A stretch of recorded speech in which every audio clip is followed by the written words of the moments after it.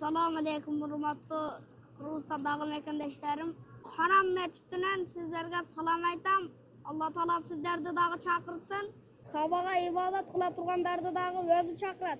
Allah'ım bardyk musulmanдар çakırgan bolsun.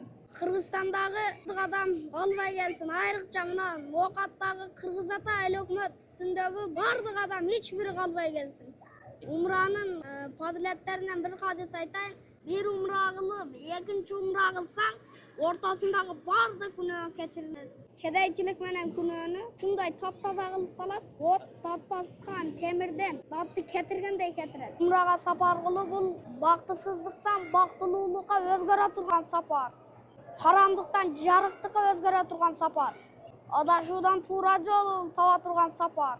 Bu berekeli Mekke'de ulu tarıkka eye bolgan şifalı jana berekeli zamzam susu var. Peygamberimiz özü dagı göv içken, başkalarga dagı göv içken dündөгөн. Keni zamzam susu emne tilek kılıp içsen orundalat. Zamzamdı içkende kıblany karap, oң kol menen bismillah menen duasını aytıp içebiz.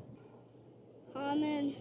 Allah Taala Peygamberimizin şefaatini tiyişke nasip kılgın. Allah Taala Kırgızstandagı bardyk elimizi, jerimizi, mekanimizi saktap bergin. İşten gelgen, sırttan gelgen düşmanlardan saktap bergin ya Allah'ım.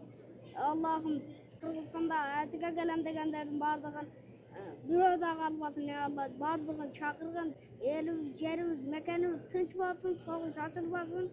Rabbana atina fid dunya hasanatan ve fil ahireti hasanatan ve qina azabannar. Rahmetka ya Erhamer Rahim.